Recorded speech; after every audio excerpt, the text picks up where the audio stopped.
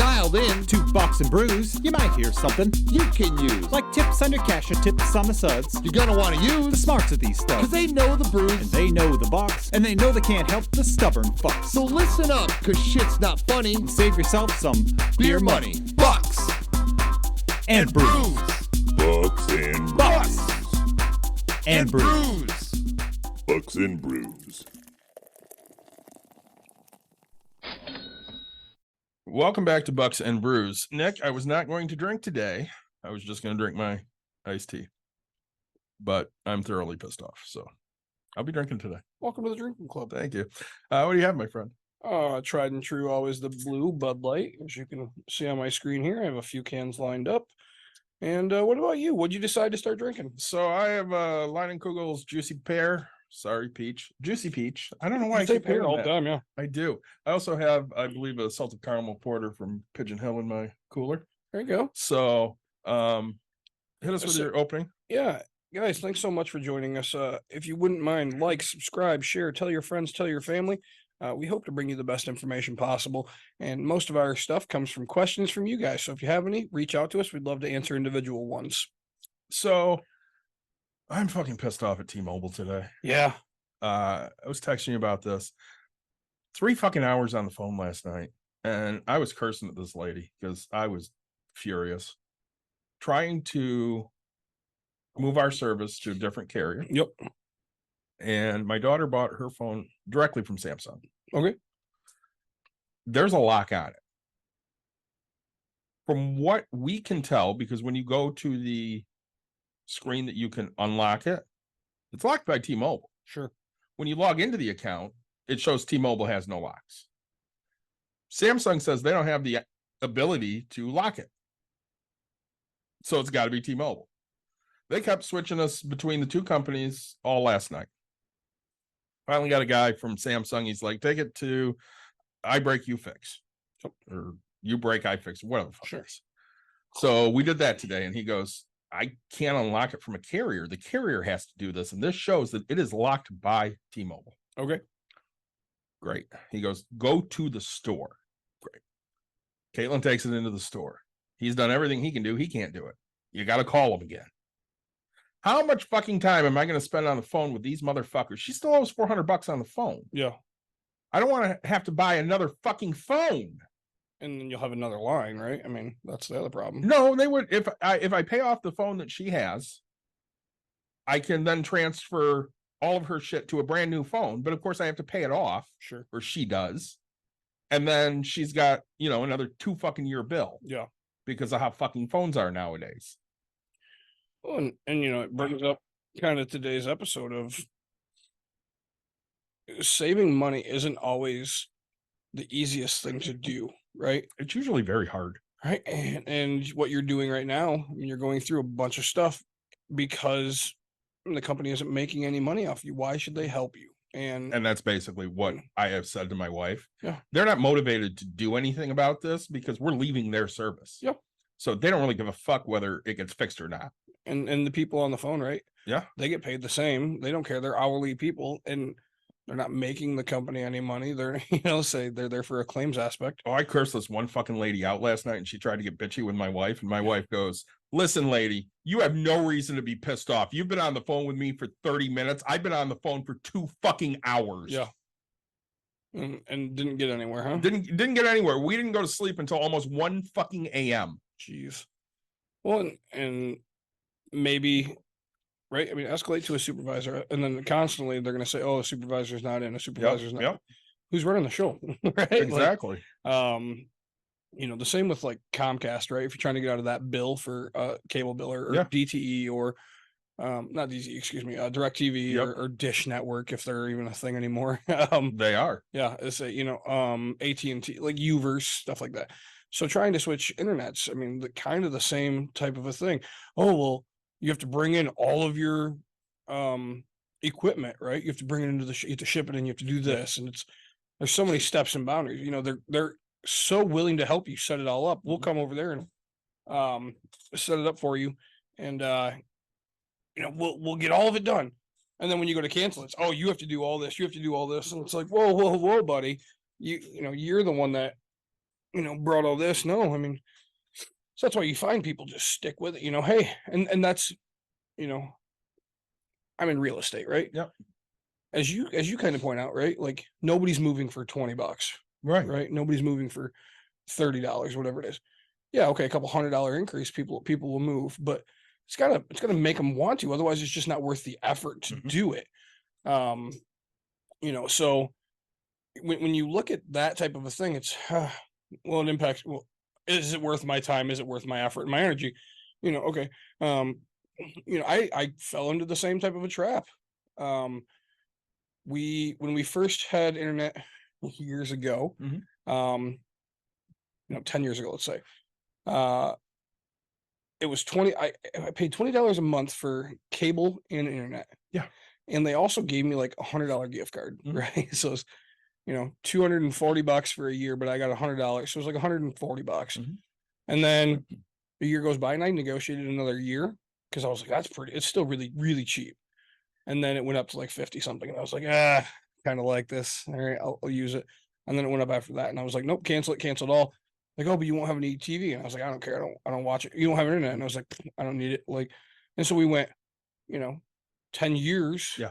Now it's been, whatever. We went 10 years without it. And finally, on our phone plan, we added internet because it basically was free because how much we saved by going to Verizon from T-Mobile. And so, we have internet now, but I already know that, hey, if I stop doing all this, like it's going to be a headache to do it, and actually I was in your boat where my phone stuff is actually now officially all under my wife. Yeah. Mine's going to be all under my wife. Yeah. Like for my whole life, everything's been under me. And I've Yep. always, and all of a sudden, cause I went to go do something. They're like, oh, we have to ask your wife for permissions. And I was like, it's my account. No, it's not my account. Like it's Yeah. hers. Like Yeah. that's a weird one. And, so they make everything so difficult. So this is going to date me. Yeah. When did you first get internet? Did you have it as a kid? Yes. So what did you have?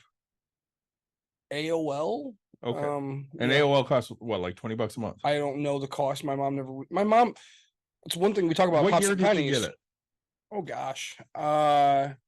In the 90s, right? So I mean, So pretty early on in the 90s, or let's just say I was probably, I'd say let's just guess 95, right? So okay. like, So I got on in 95. maybe, yeah, say. Do you want to know what AOL cost in 1995 to be on it? How much? $5 an hour. Okay, yeah. That's So if you wanted to be Yeah, on, you it was had- like a long distance phone call. Yeah, you had the disk drive, or you had to put the disc. Yeah, in you had to the put the disc in. They Yeah. gave discs with literally everything. uh-huh. If you needed toilet paper, you got a fucking AOL disc. It was them, Prodigy, and CompuServe. Those were the three ways to fucking get on. Yep. We did an episode last week with Brian from Tug, Yep. and theirs is still TUG BBS because they originally started on the Prodigy billboard service. Let's see, yeah. So, I mean, that dates me because, 1995, I graduated high school. I was 17 years old. When I turned 18, I got online. Yeah. And my favorite thing to do was hop into the sports chat rooms and just argue about fucking sports with people constantly. No, I never really, I've never been a tech person. Mhm. And so I never really used the internet for what it possibly could do for me, right? I hop into like Xanga chat, right, for fun. And, I'd only play games with my buddies, but like I'd have to be all set up for me because I wouldn't know how to do any of that. And then, I went so long without, like, the other thing it would be is like, hey, I have to research a paper. Because what most people don't understand is like growing up poor, we had a set of encyclopedias. Mhm. So, my elementary school, I remember I always did everything out of an encyclopedia. Yeah. Hey, you have to go look up earthworms. You go grab E and boom, like earthworms, it pops up and that's the information I have about it. Now I can go on Google and like, it's so weird. Like I never really look back on that type of stuff and just go, because I never took in that information. I just copied what I needed and forgot it. Like I couldn't tell you one fact about an earthworm at this moment. Well, I mean, with how new the internet was, my freshman year of college was the fall of 95, spring of 96. Yeah. And I was online. I was on AOL all the time. I was on one of the big search engines at that point was Web Crawler. This was way before Google was a thing. Sure. And I didn't research any of my papers online because that wasn't a thing people really knew how to do yet, unless you were really good at being online. Sure. Like it took me 2 years being online to build my first web page. And I still went to the college's library Yeah. and got the card catalog and started looking shit up with a Dewey Decimal System. That's how I found things, and microfiche film so that I could, read old articles and shit. Yeah. That's how I wrote my papers my freshman year of college. And if I told my daughter that now, she'd look at me like I have 3 heads. Yeah. Well, it's, I remember because I had to do it because every year we had to do a research on a different country, and then you had to bring a food in or something from the country. And I didn't use internet for that, right? Like I went again to an encyclopedia and I did Australia and Canada. And Canada, I happen to know just because it was donuts, and I was like, great, so I brought in donuts. But like Canada, I couldn't tell you what food I brought in for them. I can't remember that, but like it was whatever the encyclopedia. Oh, hey, this is the common food. This is the common this, and known for the. I probably went and got Vegemite or something. But like, yeah, I don't.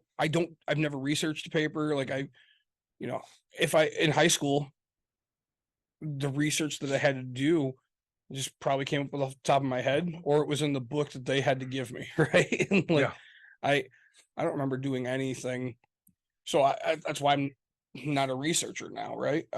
I did a couple papers I really liked in high school, but for the most part, I half-assed everything in high school. Yeah. But I was always really good at papers. So when I got to college, that was my favorite thing to do. Give me a paper to write. Yeah. I'll write it 4 times. I'm going to write the rough draft and then the second rough draft and then a polished copy and then the completed copy. And I would sit there for a month and just write. That was my least favorite. Loved it. If you made me rewrite something, it's not who I am. Because I remember that in English class. It's like, hey, take this now, expand on it, now do this. And I was like, what the fuck do you mean expand? Like, I put down the facts. I did what the hell was needed. I've always been a very just straightforward go-to, right? And so like, I remember the teacher getting so pissed because I would just rewrite exactly what was on the paper because I'm like, it's already here. All I did was copy it and resubmit it. You didn't change anything. Yeah, I did. Right. I mean, there's a period, and then she'd like put them next to each other and side by side. And I was like, okay, like, what do you want me to expand? Well, think about this. Describe this girl's dress. And I was like, I didn't say anything about a dress. Well, exactly. That's the whole point. And I'm like, it's a fucking girl. Say my brain doesn't think that way, right? Well, see, and if I was born when you were born, yeah, like I probably would have been a great middle and high school student. But like I wrote papers for high school on a fucking typewriter. Oh, geez. Yeah. It was horrible. Yeah. And yeah, by the time I was probably a junior or a senior, maybe I was doing it, through Microsoft 3.1. Yeah. But again, the best version of Microsoft that came out was 95. I mean, it's not the best, but until 95 came out, 3.1 was, what you had, and it was barely a step up from DOS. I remember a person, and I've always just learned tricks and tips from people. Mhm. And so like, let's just say I needed 500 words or whatever it would be. If you double space after a period, it counts.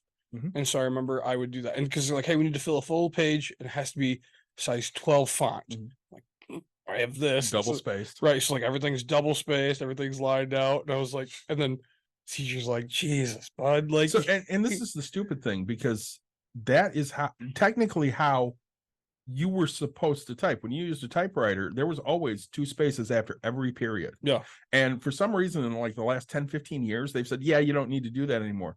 Fuck you. Just, I'm 46 years old. I give you 2 fucking spaces after every period. And if you don't like it, you can kiss my ass. well, say, but line spacing, I would do 2, and always. versus having it all cramped up. Oh yeah. I remember when I had to turn in handwritten stuff, I would skip lines, and I was like, oh, my handwriting's just so bad. And yeah, I filled this paper. No, you have to do every line. And so then I'd go get wide ruled, Yep. right? Because it was just so many less. The easy way out, right? Favorite college teacher I had, his name was Stephen Lewisell. He was a psychology professor at Kalamazoo Valley Community College. KVCC. And he was there long enough. My mom also had him. Nice. he wasn't that old, but I mean, she had him like when she was getting her nursing degree in the early 80s. Sure. And I took his class, and the first day of class, he told all of us how much smarter his dog was than all of us. And I was like, well, this guy's kind of an asshole. Yeah, but he's true. And, you know, we'd sit there in class and stuff. And I remember if you had a B by the midterm, you could attempt to get an A in the class. And he had all this extra fucking work you had to do to get the A. Sure. I did not have a B. And I worked my ass off. Yeah. Okay. Because he made me actually give a shit. Like, I studied hard for the tests. My goal was always to get 20 out of 25. There were 25 questions on every fucking test. If I could get 20, I was a happy guy. I wrote one of the, probably the third or fourth highest graded paper in his class. I got a D. Ouch. I had it checked by my high school English teacher. He still found grammatical mistakes, at least according to him. Yeah. And he told me afterwards, is like, you wrote a great paper. I'm like, I got 68%. He goes, yeah, you did so much better than everybody else. One guy got 2. Yeah, I would have been me. Yeah. Right? And honestly, he said, I will never learn any of your names. I don't give a shit about who you are. Yeah. He knew my name. Yeah. And like, he made me work my ass off for a C fucking plus. Which has always been annoying to me. Yeah. Right. My wife, we think differently and we see things differently. She walked into a class for college and the professor stood up right in front and said, no one in here will get an A. Yep. And I looked at my wife and I said, why don't you stand up and walk out? When you set a bar that you cannot accomplish, there's no point in trying. Right. When perfect is never a possibility or close to, never make the attempt. Right. And that's how I feel, right? Like, if you're automatically just setting B as your maximum that you're giving, great. B's become A's, and I'm gonna meet, like, this is what I love about law, right? Like, hey, if you're setting it so that people are automatically gonna fail, you've set society up to fail, they'll never have this, don't offer it, right? Like, don't offer, so now anything that's 80% now becomes 100%, right? Like, whatever A's to B's start, 89%, now it's 100, because you're not allowing it to be that way, right? I'm sure.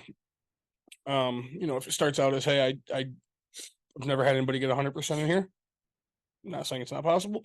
That's a whole different story. Well, see, and with him, it was, you're going to work your ass off to get an A. Yeah. And people knew going in, if you got a C in his class, you were pretty fucking smart. Yeah. And like, up to that point, I always underachieved in school. I just didn't give a shit because I knew I was smart. I just didn't care. Yep. And he made me actually care about what my grade was. Yeah. And I was so fucking proud of that C plus. And it really kind of changed my whole outlook on school. I started looking at things going, man, I'm paying for this now. If I'm going to pay for this shit, I better get good grades, because it's stupid to fucking pay for a D. Yeah. Well, and we go back, and I've said it on air before or whatever, but I went to college for a very little bit, and I've skated through just like you did, right? And it's always, because it doesn't matter at the end of the day, it's all about what I'm getting at the end, right?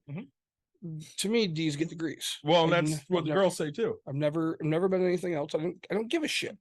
But my English class for college, I turned in my paper and the professor handed it back to me and said, if you ever throw anything like this at me again, I will fail you and don't worry about it. And so I said, what? And so I had my wife write it, right? And oh, hey, this is so much better. So my wife had to write everything after that, because again, like, I don't care how it gets done as long as it gets done, right? I want to put in effort and I want to put in stuff, but things I care about, I'm never going to, and it's funny. I put a post out on Facebook or whatever about, hey, I'm looking to raise money. And if you have any questions, call me, text me, PM me. A bunch of people, they don't want to hop on, and I understand that. So like, they'll call or they'll text me, and I just give them my little thing. And it's just says, hey, if you want more information, like, I'm not great with verbal or with Texting, text or written. If you want to meet up, I would gladly, talk this over with you. Also, I have a lawyer that writes up all my information for me. So that way, because I can pay people for that. Yeah. Like, so hey, everything I'll explain to you is here. It's written. I didn't write my own lease. I got it from somebody else. Like I didn't, so I know what they say because again, me writing it's just not. I don't need to. I can find ways to get what I need done in other ways. Well, I've said this before. I come from the George Carlin school of, we're going to say sarcasm, maybe. Mhm. The thing I learned from Carlin was learn words. Yeah. And the bigger vocabulary you have, the better you can use those words. So critically think, be smart, have a large vocabulary. I mean, those are the type of things that I found were important. Yeah. I didn't necessarily find high school to be important because they weren't teaching me those things. Yeah, maybe the vocabulary to an extent, but they were never teaching me how to critically think. Right. They were teaching me, facts or the opinion of, whether Shakespeare was, a good writer or not. Okay. I don't really give a shit about Shakespeare. I still don't to this day. Yep. Did he write some good stuff? Sure, he wrote some good stuff. I don't care. I'm not reading Romeo and Juliet. I never read it. Never going to. The only thing Shakespeare I read was King Lear, and it was fucking horrible because they made us read it in Old English. Sure. I hated it. The only book in school they made me read that I liked was Harper Lee, To Kill a Mockingbird. To Kill a Mockingbird. Yeah. That was the only book they made me read that I liked. There you go. I read 2 different Steinbeck books and hated both of them. I just don't enjoy reading. My comprehension of it isn't great, right? You know what I'll read? Give me somebody's Sports. biography. Yeah, sport biography. Yeah. I'll read that. Well, and it's funny because people hate the misuse of there, and there, Mhm. right? And Yeah, I'm one of those. when I read it, my brain knows what the fuck you're saying. Mhm. I don't care, right? I very much care. I know, and but to me, when we have a conversation, do you spell it out in your head? I mean, Hey, they're going to the mall. I know specifically which one I'm talking about. but- So do I consciously spell it out? No, but it consciously in my mind, I know which one. If you wrote "they're going to the mall" to me in 3 different texts, 3 different ways, all it would read to me is the exact same. See, and it doesn't to me. Sure, and if I see the apostrophe, I'll know. Hey, they are going to the mall. But like otherwise, I couldn't tell you. I don't care. Like the fact is, they're going to the mall. Yep, they're going to the mall. They're going to the mall. See, and for me, They're words are straight going to the mall. so important. So, like, the one that pisses me off the most, I could care less. I couldn't care less. You. Yeah. You couldn't care less. If you could care less, there is a degree that you can care less than what we're talking about. You couldn't fucking care less, which means there is no way in hell Yeah. you could give a shit any less than what you do right fucking now. Well, it goes back to that. It goes back to the A, right? Yeah. And that surprised me. That doesn't piss you off. That like a B is the max you could possibly get with an A, because that's the same as I could care less.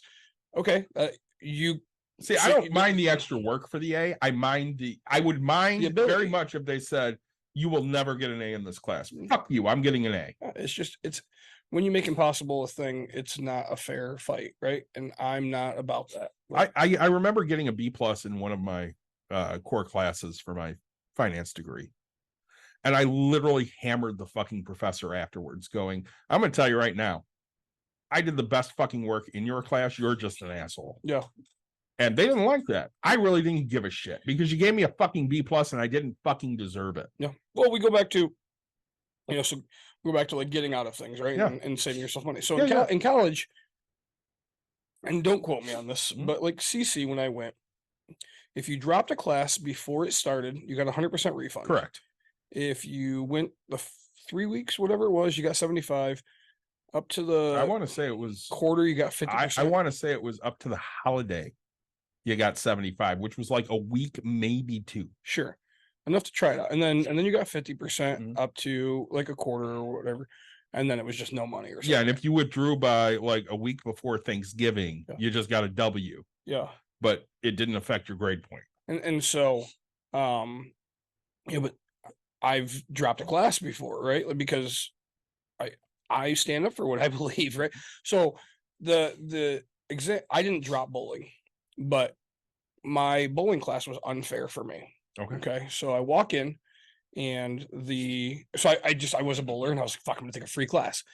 So the coach, or sorry, the teacher, she walks in and she's like, all right, basically this is your grade improvement based off of this. If you gain these many pins, this is what it is. how are you going to do that? And that's like, and so I go in there and I bring my own bowling balls and shoes and stuff. And so I was like, and she tells us how this is done. So I start guttering everything, Of course you do, because that's the only way to improve. everything. Right? Like when I tell you I guttered everything, like I'm rolling the ball with a fucking pinky. And she walks up and she's like, you have your own stuff. What are you doing? And I was like, I'm not trying to disappoint you. Like I averaged 225, right? I know for a fact there's zero way that I can improve this amount of pins, no matter how hard I've tried. Like I've devoted my life to it. Like, and I'm Yeah. explaining this to her. And I was like, so if I just sit here and gutter, all I have to do is throw one decent game. Like, Right. and I will increase this by so much, you'll just go, holy shitballs. And she goes, well, I've never had a bowler like actually come and fucking do this. And she goes, so she looks and she's like, all right, I restate, if you average above 190 the whole time or whatever, like you get an A in the class. Like you know what you're doing in the bowling thing. And I was like, Right. and so literally next thing I know, wham, I just like I bowled, right? And Right. she's like, holy shit. And so, you know, but like that when you set the bar to where you can't do it, I'm gonna either A, find a way, or I'm gonna drop, right? Right. Because to me it was just it was a relax. Yeah, I took it on. It was the only thing I took on a Friday. And you know, I looked at it and said, hey, you've set the bar so stupid. Even if it was 10 pins to get an A for like improvement, Mhm. there was zero chances I was going to do that, right? Like one mistake anywhere in the time, I would have been screwed. So and she just was like, you're really willing to just show up every week and throw it in the gutter. And I was like, yes, every fucking, and like, I'll throw one strike, you know, all you want is improvement. And I know where the halfway mark is. I know what I'll average. And I know that my improvement will be 100 pins. And she's like, okay. So, and you know, I mean, literally, you're just going to work 7/10 the whole fucking time. the entire thing, And right? just shot 7/10. Yeah, the entire thing, right? And because it wasn't worth it for me. And she, you know, once she's seen me bowl, she's like, he's not lying, right? Like nothing out of my mouth came to be a lie. You know what my blow off was? What's that? It was golf. Yeah. I took a golf class. Yeah. And I got an A because literally they didn't have any of that. If you showed any improvement, they were happy you got an A. Right. Well, that's what I mean. That's the whole basic idea. Is like you're supposed to learn what to do, you know. And she's like, "Why didn't you go take a different sport?" And I was like, Why? first of all, I've devoted my life to this. Second of all, like I'm in college now. I'm not in high school. Yeah. Right. Like, and you're forcing me to take something, and I figured it's just a money grab, so I might as well do the one thing I love Right. and get me through this. I was like, honestly, if I could, I'd take it every semester and have this. And she's like, really? And I was like, yeah, I'll gladly pay the money to make my average or my GPA higher because I can walk into something and just go, here it is. This is Well, like you guys have to report. you bring up a great point. It's a money grab. So, I mean, we talk about like student loan forgiveness. And stuff. Tell me why bowling helps you in any way, shape, or form in college. It doesn't. Exactly. But I mean, we talk about like student loan forgiveness and shit. And when we look at it, a lot of college courses are literally just that. They're money grabs. 100%. So my daughter had to take Yeah. ancient world history For what degree? for a graphic design degree. Yeah. And I was furious Right. because it doesn't matter what she does in that class. It doesn't really benefit her degree at all. Yep. So I'm like, hey, that's cool. You need help? Let me know. No. Because I'm happy to go over your papers or help you, you know, with your whatever you need. Yep. Let me know. Yep. Because this class is literal bullshit for you. Well, and to me, I think America's dumb. I mean, Mhm. you know, I don't remember the show or whatever it is, but it's he's a great actor. Played in Dumb and Dumber, not Jim Carrey. Jeff Daniels. Jeff Daniels. He sits on a panel or whatever, and the girl's like, why That's Newsroom, which is a great fucking show. And she asks, why is America the greatest country in the world? and then he goes off and he states why we're not. Right. And he's like, look, in literacy, we're like 27th in this. And you know, so I went to things that it's hard to explain. I actually went to a charter academy for a couple of years. Okay. In 2 third grade sessions. I overly excelled in mathematics and science. And I of course, failed in reading comprehension and spelling. Of course. And trust me, and call it lazy, but like there was weeks where, I mean, my mom and I would study every night, right? Because you get your spelling list Monday, your test is Friday, and I would study every night for an hour a night, and then we knew these 20 words, and I would still not get them, right? Yep. Like, but I could memorize enough to get me past, type of thing. Yep. And so, but and so then I transfer out of that school into Byron Center.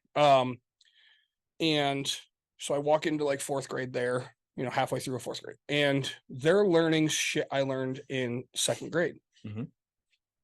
And so of course I was bored as hell, right? Of Like, course. so I get into like fifth grade, and it's kind of the exact same thing.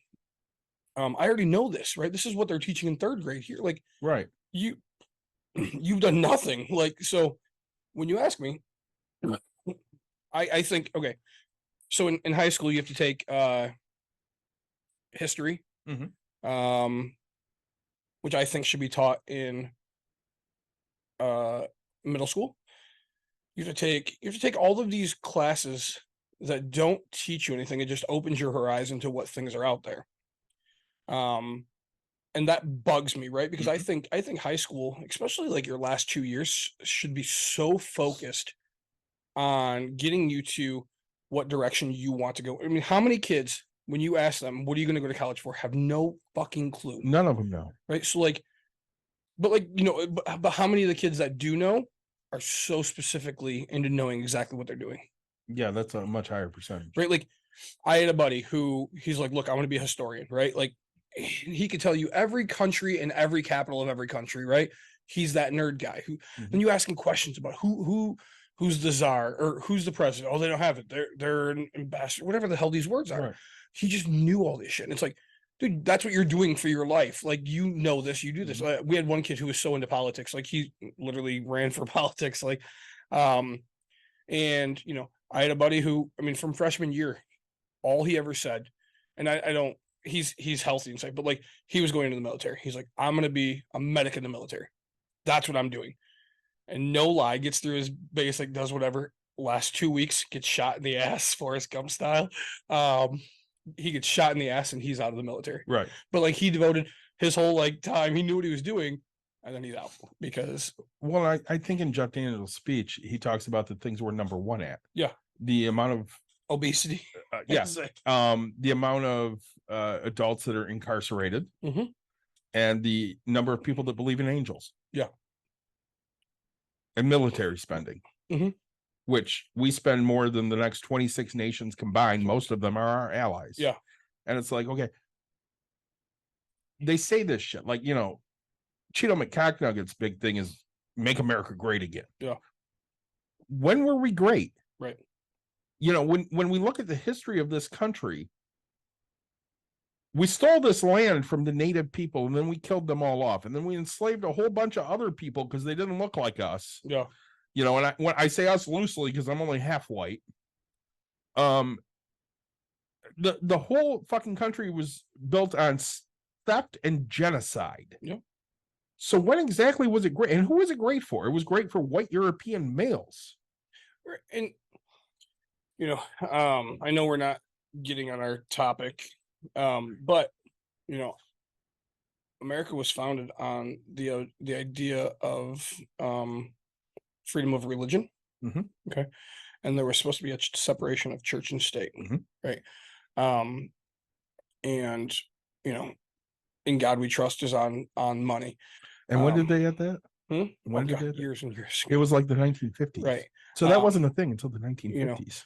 There's so much in this, and people who are elected stand up and they're like, oh, this is how I believe God and this and that, and it's like, whoa, like, again, your opinions don't matter, right? Like, I'm a fact-based person, right? Like, this is what it is. I was watching another show or whatever, and he was talking about how do we know that there's not psychics and stuff like that. Right. And the guy goes, fucking science. And it's like, yeah, and I get it, right? Because Again, if there were psychics, why did they never win the lottery? Right. Well, because they can't do it for that. They can just talk to other people. But I don't believe in ghost. Nope. Aliens. I believe that there probably is a possibility that that's a thing, right? And I think there could be a outside living something somewhere. So if we believe in science, Mhm. there's an infinite amount of universes in the world. Yep. In the world. In The universe. the universe. I mean, there obviously are different universes that we can't see Galaxies. or find. Yeah. So the odds that there are aliens, pretty fucking good. Because the odds that just this one fucking planet made living and breathing and thinking organisms Yep. is pretty fucking pompous. Well, and to me, I it's funny because as a white American, we always think that anything that doesn't speak English is an alien. Yeah. But it's like, okay, so you go down to like they're still finding things. So it was a really fun fact. I don't know what I was watching. We know more about space Mhm. than we do the lowest depths Mhm. of The the ocean, water, right? And that blows my fucking mind because it's so hard to get there. I mean, granted, the guys that blew up, they're gonna find it, but bad joke. It's They're not going to report back though. right, but like so like that idea, and they talked about how much we have no idea. So we're still finding sea creatures, we're still finding things. So even if there's a creature, right, and let's go with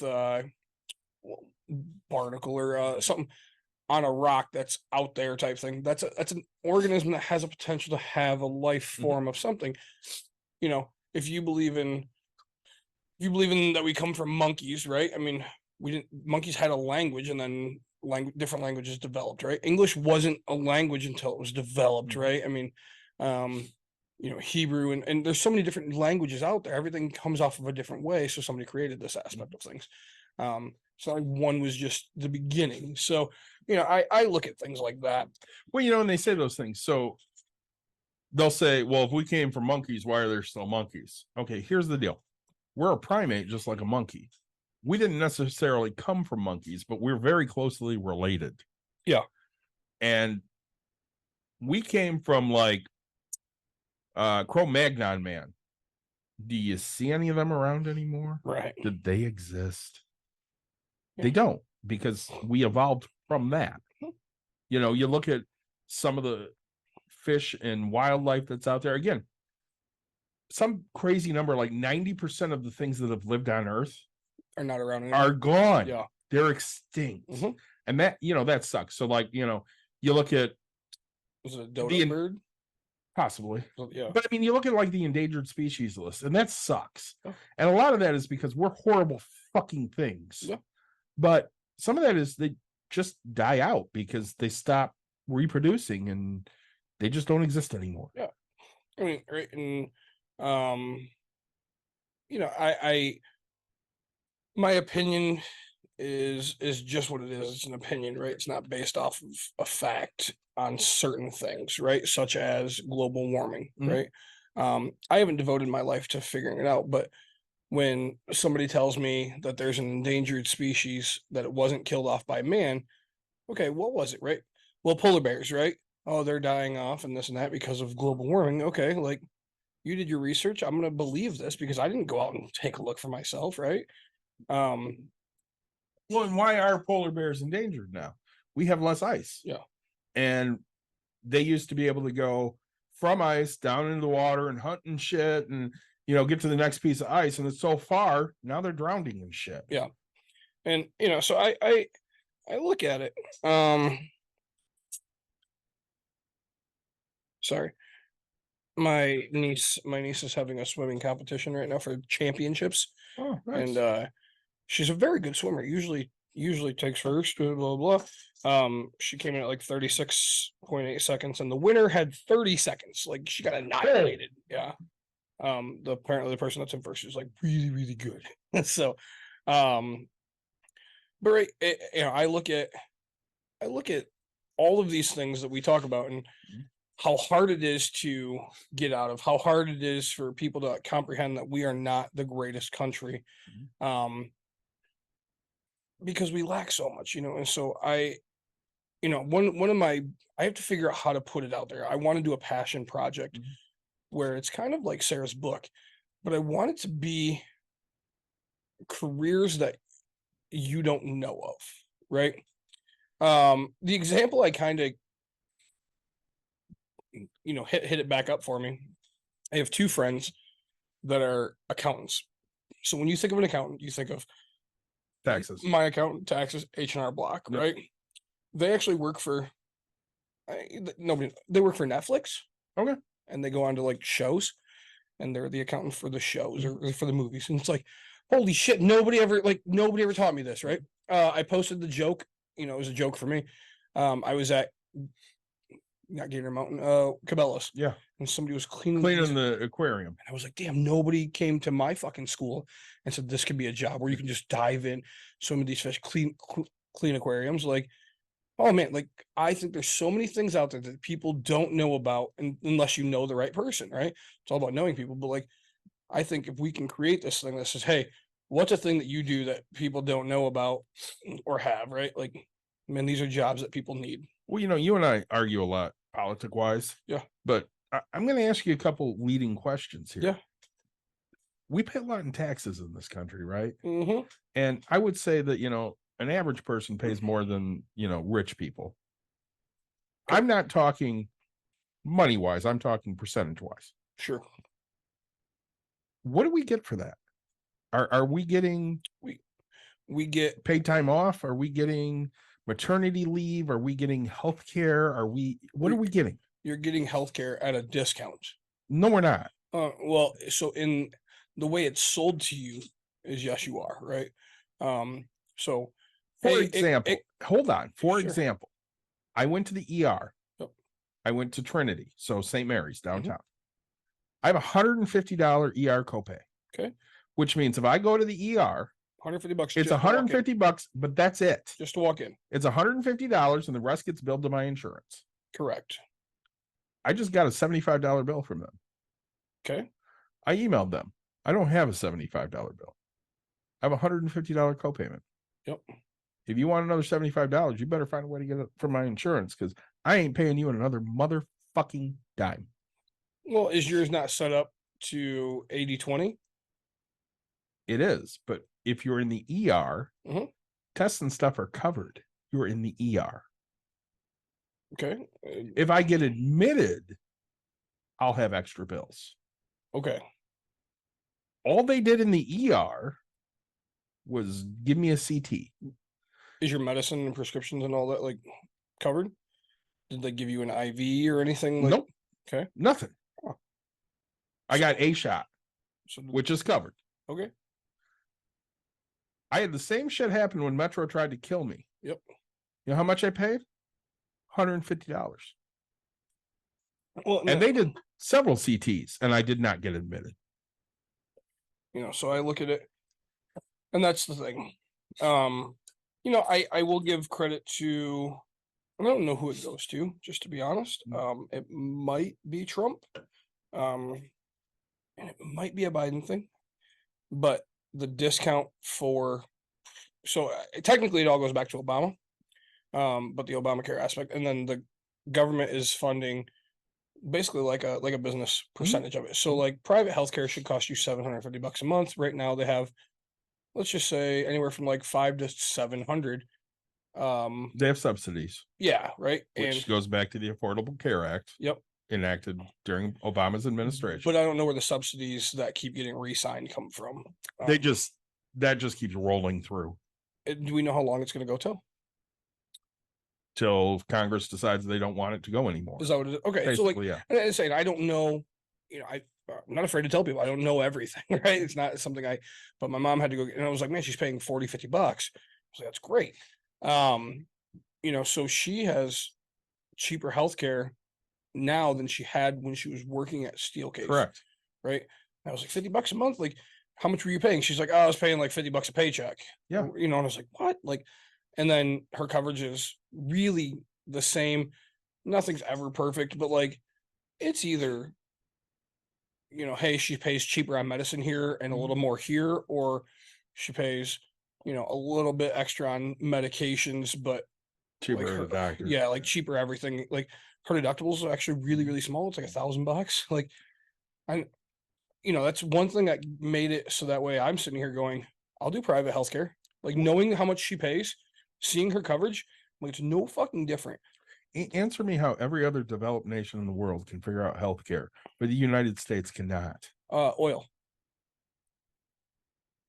Expand.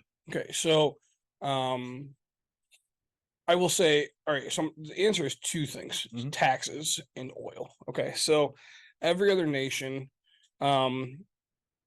their oil costs are, you know, they're paying the same amount that we are, but their taxation it goes back to, right? So Mhm. when you go to Canada, it's $6.50. Let's just say $7 a gallon right now. Mhm. We're at $3.50. Mhm. Okay, so that $3.50 extra goes towards paying, you know, this. I would rather pay that. Right. I say you would eventually get used to that type of a thing, but you know, when you go to Europe, right? So unless you're in an oil rich area, Mhm. but like they're the exact same. Like gallons of gas are actually very expensive everywhere except for a very oil rich place. And I would say Canada is the exception to the rule, because if you talk about Europe, Yeah. they have such a great infrastructure that you don't have to have a car to go places. right. It's like living in downtown Chicago. You hop on the bus, you hop on the L in Chicago, obviously. Yeah. That, you know, they have trains, they have buses, they have public transportation that is affordable Yeah. for you to take and get places. What do we have here? Nothing. But I mean, we're so far apart that we have so much more land and things like I mean, that. we right? do, but we could have an infrastructure that worked. Yeah. There's just no money in it. That's exactly it, right? Like who's going to fund? But you know, and now to go back and say, hey, we made a mistake, you just can't do it, right? You could. You Um, just have to scrap the shit we've done and actually care about working for The shit. amount of people, yes. We don't care about working for shit. We just care about What's throwing benefiting me? shade on everybody Yeah, else, you know. what's benefiting me? Right. Which is total horseshit. That Mike and I were talking about this the other day. So the thing that pisses me off about the two fucking party system that we have Yeah, is when you look at conservatives, they go, how does this benefit me? And when you look at liberals, they go, how does this benefit everyone? no, I disagree. I don't. How? So, they don't give. So if you talk to a liberal, like you're okay, watch this. Yeah, I'm leftist. Yep. Go ahead. So how much money should Bezos make? Bezos should make as much money as he can, but he should be taxed on everything that he fucking makes. Okay. How much should any other rich person make? As much as they can, but they should be taxed on it. Okay. Now, what about Sam Walton's heirs? Same fucking thing. Okay. So I mean, right, but I don't have a problem with them making money. I have a problem with them paying less percentage in taxes than what I'm fucking paying. so here and I feel like it's a made up answer because it's what you want me to hear. But It's not. I don't. because fixing that is saying, hey, because normally your answer is, well, I want the employees to be paid a fair wage. So no, So you can't but that's have your- not what you asked. right, but you can't have your You asked how much they should make. They should make whatever they can make. Should they pay a good wage to their employees? Absolutely, they fucking should. sure. Are they making less money? So like we're in the middle of the AFTA or the Screen Actors Guild and the Yeah. WGA strike right now. Yeah. Okay. And basically the fucking heads of the studios have said we're going to wait them out until they lose their houses. Yeah. And Ron Perlman fucking went off on was it the head of Disney, Bob Iger? was it? Yeah. I think it was. Basically saying, fuck you, motherfucker. There's more than one way to lose your house. Yeah. But at the end of the fucking day, I mean, do I have sympathy for an actor that makes $10 million a year? I have more sympathy for him than I have for an executive that makes $100,000 or $100 million a year. Yeah. Because what has Bob Iger done that's benefited my life? Allowed you to watch movies. No, he hasn't even done that. I mean, he just sits at the front of the company. Right. But you know, when you look at, let's say, Chris Evans, I really enjoy the Avengers movies. I like the Captain America movies. He actually does benefit my life because I like watching that. Sure. So But without the ability to watch Avengers, or, so without Bob having the ability for you to watch it, and he fronts all the money, and He doesn't front shit. The Well, company does. right, which is him. His job, no, it's not him. His job is to make as much money for the shareholders as he can. The shareholders add nothing to the business. Well, the shareholders. Okay, so that's I want to talk about that specifically. The shareholders are what fund the money for the movie. But do they? Yeah, I mean, right? So, Only like, in a small amount, because how many of them are doing stock buybacks with all of the fucking money they're making? sure, but So a small percentage, yes, the shareholders are funding. that's the whole basic idea of it, right? When you break it down to the basics, is hey, we're going to raise money for this movie to get built, right? And so hey, let's take Tom Hanks for example. Mhm. Forrest Gump. They're like, hey, we can't shoot all this, blah blah blah. He's like, hey, I'll make $400,000. I think it went down to. It was something fucking really really stupid. But you're giving me Points on that, but royalties yeah. and all this. And then he goes and makes like $40 million. Okay, so he said, hey, I'll give up this to go make this. And that's basically what you're doing when you buy stock. So when I go buy a stock, and let's just say Gentex, right? Mhm. Yes, my $20, but it's supposed to be 100,000 people's $20. So, right, like $2 million. And now they can expand a new building or put a new piece of machinery in, just one piece, right? It's going to cost you two. And now you've doubled your production. And now we double production, which means we double sales, we double everything. Like, great. Now we have so much more coming in, right? And so my stock's going to go higher. When you went to Florida, Yeah. did you go to any of the Disney parks? Is Universal a Disney park? No. No. How much were the Disney parks? Same price, $150. Where do you think they're getting all their fucking money? Oh, people that are walking in, you and Yeah. me. Yeah, Yeah. they're getting it from the people walking into the parks. They're getting it from the fucking movie tickets. They're not getting it from the fucking shareholders. I buy a share of Disney. I give them, let's say, $90. Yeah. Okay, for a share. So yeah, they get some money from me, but they get way more fucking money from me when I walk through the entrance to the goddamn park. But let's say, so, I mean, it's not Disney, but let's go back to Universal, right? When Yeah. when Harry Potter was put in, Mhm. they go to the shareholders aspect, and so they make this big announcement, right? They're like, hey, we're going to put in a Harry Potter thing, and then people are like, oh, this is gonna be a big boom, right? It's insider trading when you know about it ahead of time, but like, oh, this is gonna be a big boom. So then you go and you go, hey, now we're putting up 2 roller coasters, a fucking Hobbit little area, a huge train to go between the 2 little things.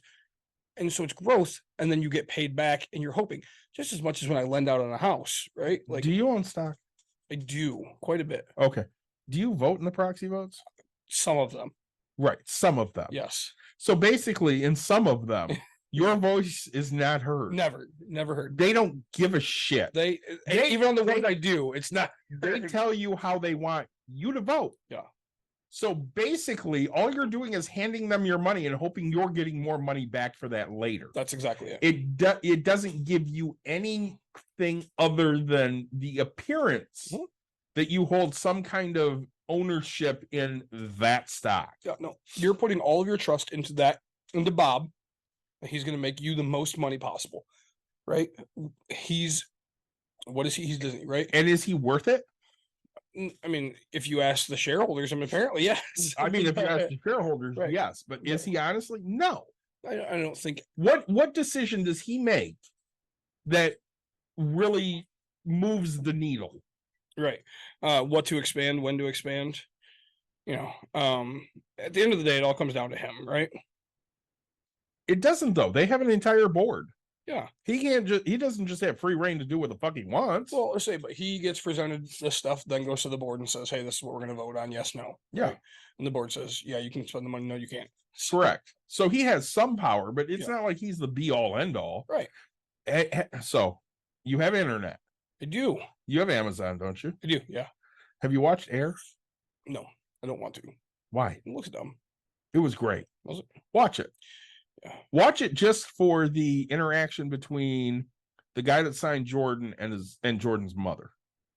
I've seen the one with him and his dad, I think. No, sorry, that was Magic Johnson. I seen that. That was great too. But But all right. I'm watching this. Courtney wants to see it. And I'm so burned out with all these basketball because, like, we're in a side tangent. Who's the greatest basketball player of all time? It's Jordan. Okay, right? Like people are like, oh, LeBron and Kobe, and it's like, no, Kobe's closer to Michael than LeBron will ever be. that's exactly it, right? Like, And it's because Michael just wanted to fucking destroy you, and that was a Kobe thing. right. And LeBron's not that way. LeBron's about money, right? He's about, I mean, he does great stuff too. He did but start a he's school, way give more credit. about money. Yeah. You know, the thing that impressed me the most, you know, in the movie, they basically said, if you want to get to Michael, you got to get to the mother. Yeah. And, you know, when she called to say, yeah, we'll take the deal with Nike, but he wants a percentage of every shoe that's sold. The guy's like, yeah, we don't do that's never been done. She goes, and you've never had somebody like my son. Yeah. And I mean, it takes really special people Mhm. to change an entire structure. I fully agree. So here's a thing. I'll put it in this term. So I now know of somebody. Okay, so when you get hired in at this company, currently starting salary is $60,000. Mhm. What do you say about the people who have been there for 6 years and they're making 61,000? I mean, that sucks. Right, absolutely, right. And so my thing is hey, you need to go back in and renegotiate your stuff. I because would agree with that, but my bigger issue the is person I have trying to apply Mhm. walked in and said, hey, and they didn't know that this was a 60,000 base start type thing. They walked in and said, hey, I want 75. Okay. And they were appalled. They're like, whoa, whoa, whoa. And I was like, no, when you do this numbers, when you do these math, this is what it is. Like, and I technically told them to go for 82, you know? But you know, come to find out, and then we find out that there's a person that's been there for 6 years making 1,000 more than what a base person would start. see, and with 6 years. the of one that knowledge. really pisses me off is the one that's making 56. Yeah. And they're like, yeah, it's okay. We're hiring you in at 4,000 more, but you have no experience doing this Yeah, job. yeah. That's bullshit. Yeah. Well, it's, you know, when I worked at Gentex, you know, I got my bump, and I was making $13.40, and we were sitting in the break room, and they were like, oh, and I was like, yeah, I make $13.40, and one guy just lost his shit and got up and like left or whatever. I'm like, how's his problem? Well, come to find out, he'd been there for 8 years or something like that, and he Makes less. yeah, he was at 13.05 or 13.15, right? So they had to retroact all of his pay Mhm. up to my new pay for the past like 3 months or whatever Mhm. when they went to the new increase of a level D type thing. And so, and, you know, and then he's just mad at me because now they just bumped him up to 13.40, right? And that's where I'm at. So now we're even, right? He's like, I've been here 8 years, 9 years, and you're making more than me, just as much as me. And I was like, yep. Why is that my problem?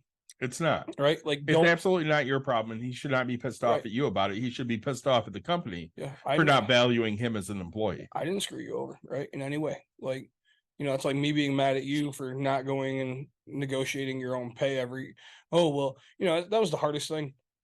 With Gentex was like, you know, for the longest time, it was like, hey, the max you can get is 30 cents, Mhm. right? Per review. And it was twice a year. So 60 cents most.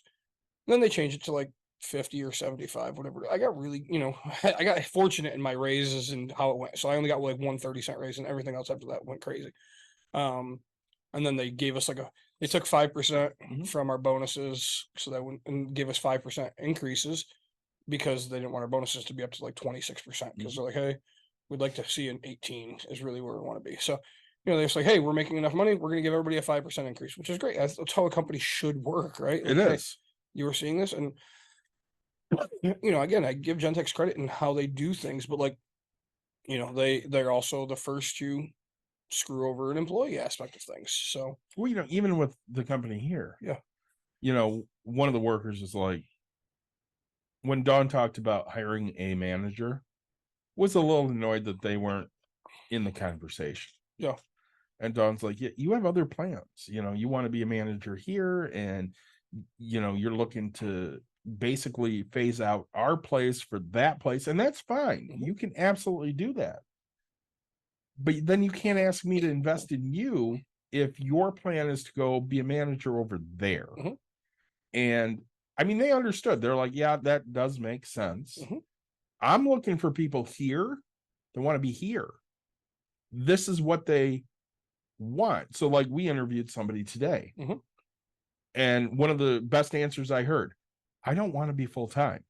I'm looking for something that's part-time that will work around what I need it to do. Yeah, that's what we're looking for too. Yep.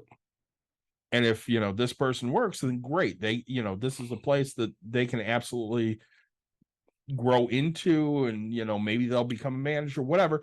But they're realistic walking in, knowing that we're not a full-time job and we never will be. The 2 full-time people we have is the one, Chris, who makes the pickups, and Dawn, who owns the business. Well, and I think that, you're still very new, but Mhm. I also think it reflects, me being me. If I walked into it, I would love to sit for an interview as not Nick to you guys. I would like to sit there and go, hey, these are the questions I'm asking. Where are you headed? Where do you see yourself? Where do you see me? Because if I'm stuck at literally just part-time for this, and you're not talking about growing into more and more places, or, hey, we hope to get to 5 days a week, we hope to do this, like, we hope these things, like, then you're failing me to have a guarantee, right? And I also, one of the things I ask is, hey, what do you top out at, right? And again, I will ask these money. I have no problem with you telling me, hey, there's no top out. Our raises won't be as big on a constant, but you'll never top out. So I will tell you this. I cannot speak for my wife. Right. What my goal is this turns into a profit sharing company. Sure. That's what I want. I want everybody to enjoy the fruits of this labor if, they're willing to put in the hard work like we are. Yeah. So like this weekend, on Saturday, we had one employee that unfortunately has to leave. And then Mike came up and helped a little bit, and me and Dawn. So I did a lot of heavy lifting on Saturday after doing heavy lifting on Friday and Thursday. And then I came in Sunday and it was just me and Dawn. So I did all the heavy lifting on Sunday. Yeah. We had an appointment today with 4 rooms. I did a bunch of heavy lifting in those 4 rooms today. Yep. I'm exhausted. I'm 46 years old. I'm a fat guy. I'm exhausted. I'm sore. Yeah. I don't want to work that hard. I don't mind doing it a couple days a week. Yep. But now in the last 6 days, I've done it 5 of them. Well, the only reason you're doing it currently, one, is you're understaffed, and 2, your wife is injured. Mm-hmm. Right? Given the opportunity that your wife could do it. Yeah. And, I don't even care about overstaffed. Given the opportunity that your wife could do it, you would do half of what you've done. Correct. Right? Like, you're stepping up because you have to. I have to. Not because again, like a guy like you and I are. Yeah. You have 2 options. You can step the fuck up. No. Or you can just give up. Right. And I don't know, I'm not, what she has or had or whatever it is not in her control. But like, if it was just her wanting to be lazy, there's 0 chances I would expect any employee to like step up and do extra rooms or do anything like that. Because again, it goes back to, hey, this is what, and if Dawn started this business and never once touched a thing, right? Like always it was the employee's responsibility, that'd be a whole different story, right? But like, if you put yourself into this position, and that's what I tell people is like, work yourself out of things, but also start your business, because my buddy's dealing with this right now in his flooring business. He's like, dude, I don't want to do installs anymore. Great.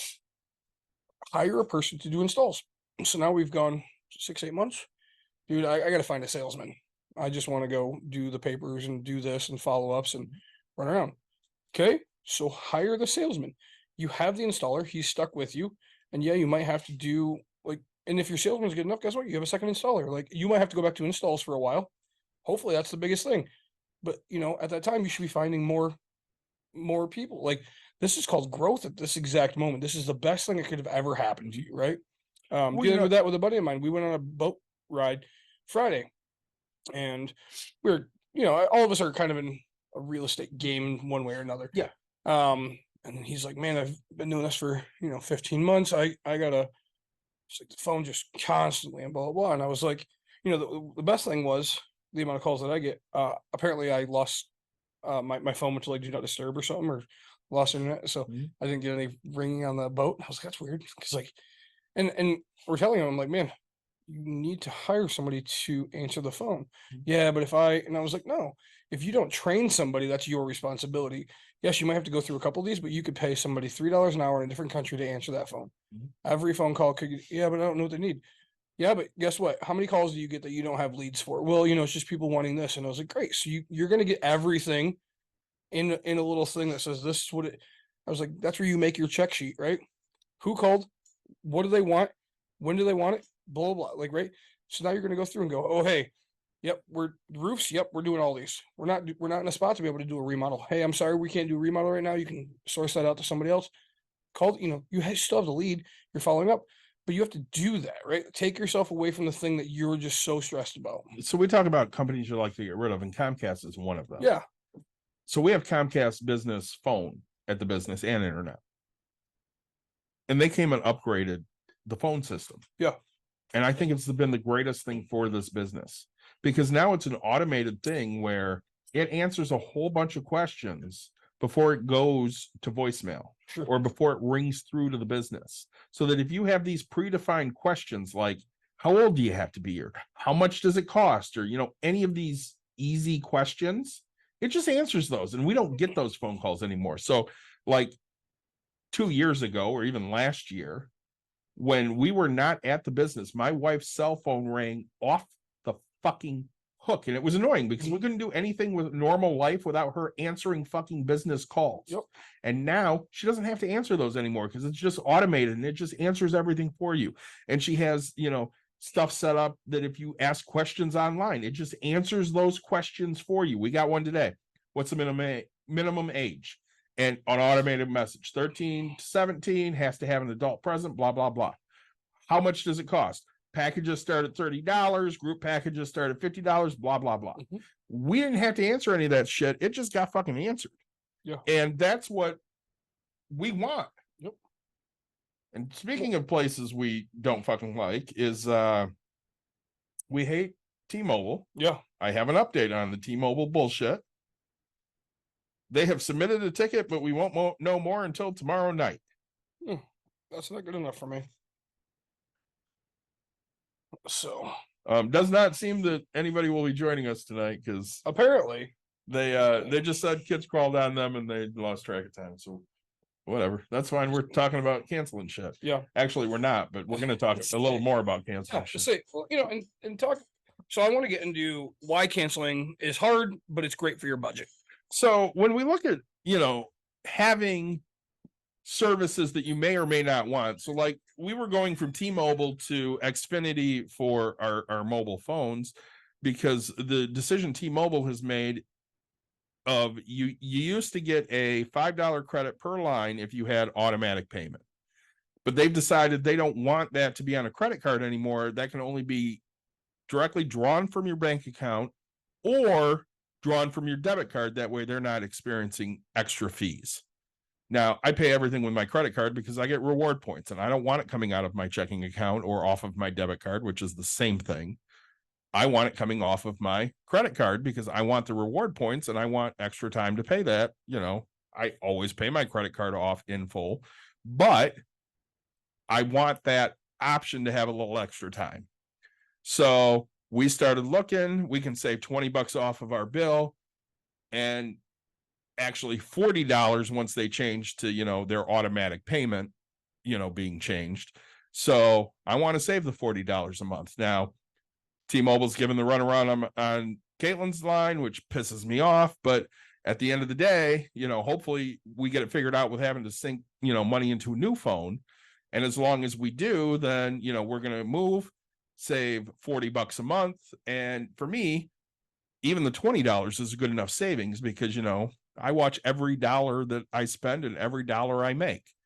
I got rid of DirecTV years ago because it was costing too much money. I went to YouTube TV, which is now up to $73 a month. So I'm reevaluating whether I want YouTube TV or whether I just want to say, you know what, I'll go to something else that gives me what I'm looking for. Because again, I don't watch that much on TV anymore. I watch, a few shows on local and I watch sports. Yeah. Even with like Jokers, I don't watch Jokers much anymore. Impractical Jokers. Yeah. And when they are on, I just, wait for them to hit Vudu and I'll just buy them for $8 or whatever it is to watch the episodes. I can watch them as much as I fucking want. Yeah. Well, we've talked about it so much how I'm not into anything that has recurring fee, or draws. I signed up for a Planet Fitness membership, haven't used it in 3 months now. And I just looked at my account, $25 out of my account, just like that. So, I'm living proof. Hey, all it takes is me to go down there and cancel it, but my pride's in the way. I was watching a video on it actually, and it talks about how they changed to this. And it's like 90% of people that sign up don't use their membership, and that's what they count on. And don't cancel it, right?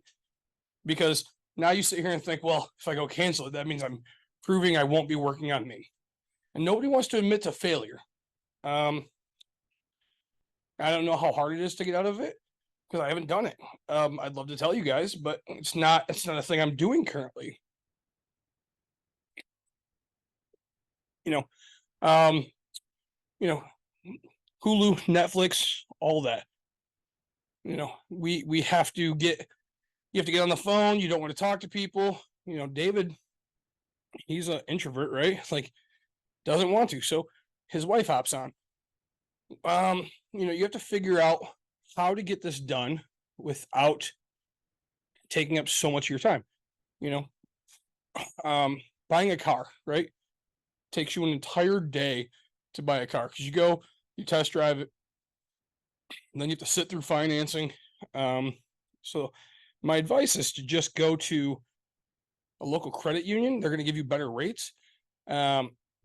You'll go there with your pre-approval, say what you want, go to the dealership, say, hey, how much money is this? Go back to your bank and deal with them because it's going to go a heck of a lot quicker.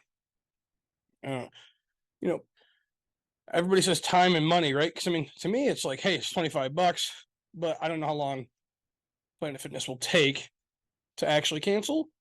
I say, sadly, I sound like everybody else. I hope I get back to it. I hope I get into it. Well, and the chances are I'm probably not going to get back into it anytime soon because I haven't set the date to do it. I think all of these things are set to make you fail into getting out of. You look at, we talked about timeshares, right? Just automatically taken out. There's so many things that you've set. Hey, it's just hard to get done with. Trash companies are turning this way. Some of them, Republic or Waste Management, right? So if you own them, it's, hey, you're fine. You're paying your $36 every 3 months, whatever the price is. 75. 75 every 3 months. Every 3 months. You need to change. You're in Kent County. You need to change. Well, I get trash and recycling every 2 weeks for recycling. Yeah. You need to change. All right. I'll send you my people. Do that. But that's insane because like when I hear that number, that's a shit ton of money. I know it's a little $25 a month. Yeah, that's insane. Okay. I pay $240, I think, for an entire year. And that includes both. And then I get a 13th month for free. Okay. So it rotates. But now let's say you have Waste Management or Republic or whatever it is. Well, what they've been doing is, well, hey, if you cancel, you have to pay $50 for us to come get the bins. And we won't cancel it until you pay the $50. So what the fuck? Like, so people are like, well, I don't want to pay that. Then my savings doesn't equal. It will after years, but you have to save enough money to do it, right? Look at how many things have cancellation fees just for that purpose. Yep. And no matter how long you've been with them, right? But then you call and say, hey, can I get a discount? And they're like, no. Gas prices have gone up. And when we had the trailer, where we used to live. Yep. Because we lived where your sister used to live. I remember we owed about probably $18,000. Yep. And we were looking to get out. And, we asked the park, hey, are you willing to buy this? They absolutely were for $5,000. And I about lost my shit. It was worth way more than $5,000. Yep. But you wanted out. I just wanted them to pay it off. So I told them, I said, listen, if you don't buy it for what I owe, I'm going to sell it to somebody that's going to pull the motherfucker from this place. And they're like, no, you won't. You can't find anybody to do it. Guess what? You found somebody? I did. And they pulled the motherfucker from that place. Did they really? It took my house and my mother's house to pay mine off because she also had a trailer. But it paid it off, and they pulled the son of a bitch out of there. And they that spot was empty for over 2 years. There you go. So they should have just paid me for the fucking thing. How much did you owe? 18 And somebody paid you 18? for the 2 houses. It took 2 houses to get that. Oh, geez. I mean, they were trailers. yeah, And this was 2007 when, it was before the crash. yeah, So nobody was buying them. They were all buying houses. yeah.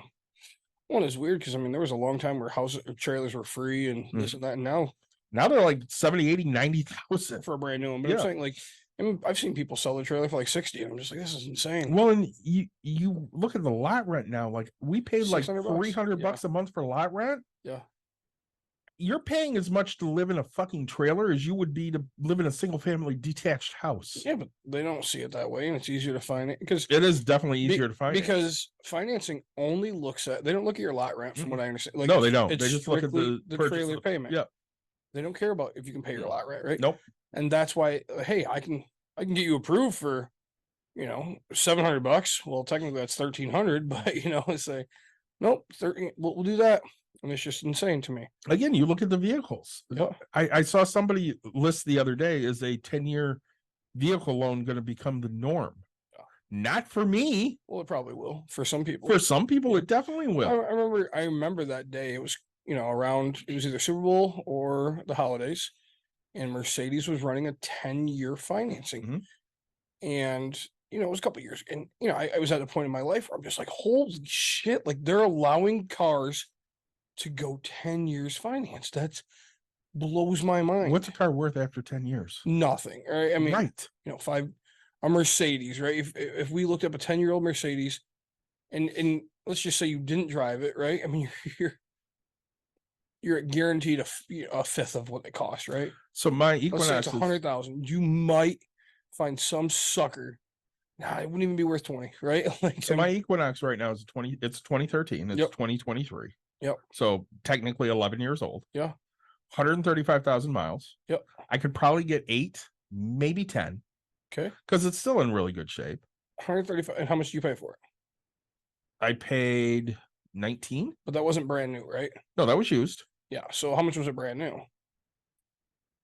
32. Okay.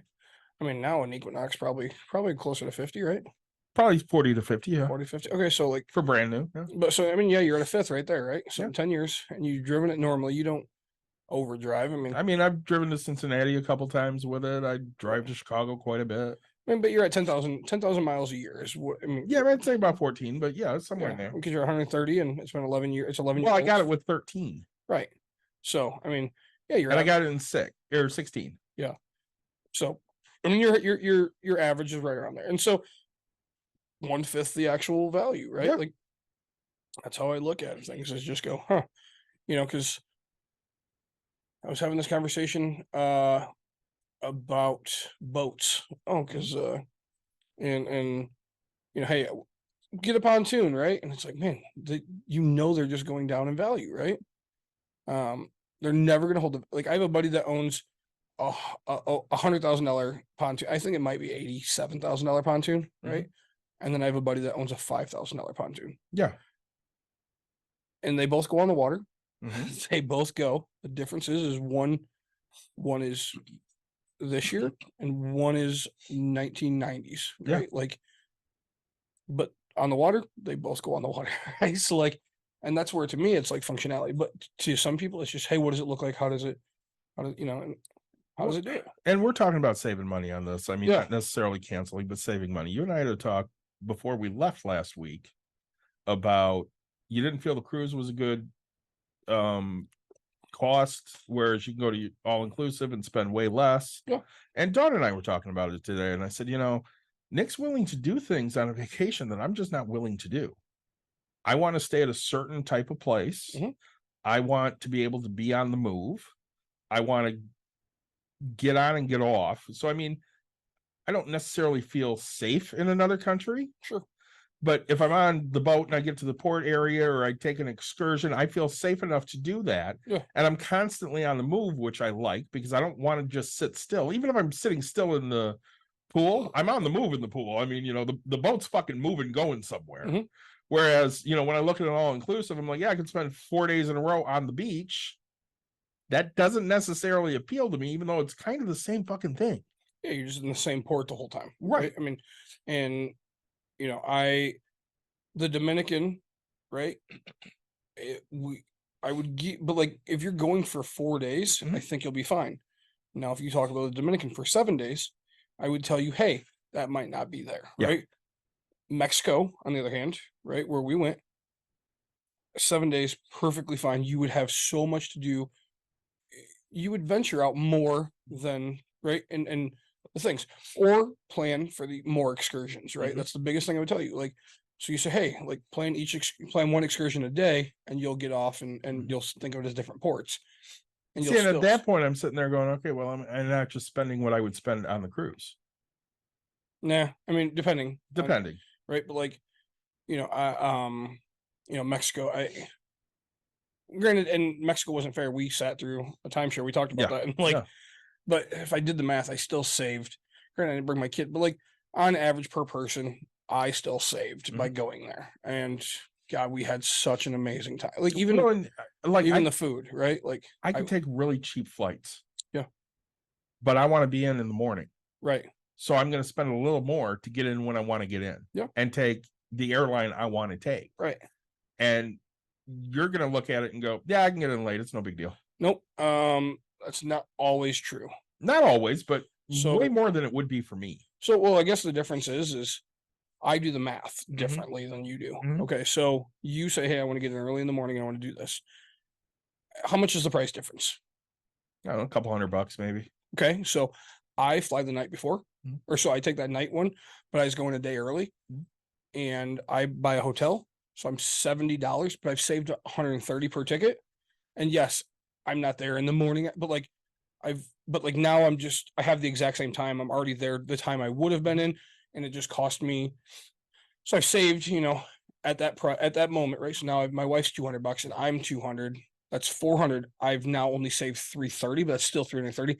And I'm there the night before. Well, see, and I remember when I took Dawn and Caitlin to Hawaii, Mhm. we show up, and of course, we're taking an early flight because I want to be in by 4:00 Hawaiian time. Yep.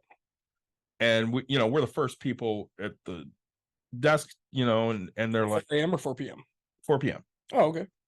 So, we're leaving at like 7 a.m. Sure. And, it's about 13 hours total for Is the it day. really? Yeah. And she goes, hey, this flight's overbooked. If you're willing to arrive in the morning, we can give you all of these great things. And I'm like, no, not doing that. No. But we'll even put you up in a hotel. No, I'm not doing that. That has no interest to me whatsoever. Yep. And Dawn's like, are you sure? I'm like, yeah, I'm fucking sure. I want to be in when I want to be in. I want to do the shit I want to fucking do. So, we were in Hawaii for 10 days. Right. You want to know how many sunsets we saw? 2. Possibly, because I think we saw one on the second night, but it was on the dinner cruise and it was kind of overcast. Yeah. So the only day we got a really good sunset was the first fucking day we were there. Yeah. And we were on the beach and we took, sunset photos and, did the touristy shit because I wanted them to be able to do the touristy shit. We ventured out, we got to the hotel. It was like 5:30. We got cleaned up a little bit, went out for dinner, spent way too much at dinner because I wanted to do the touristy shit. Yeah.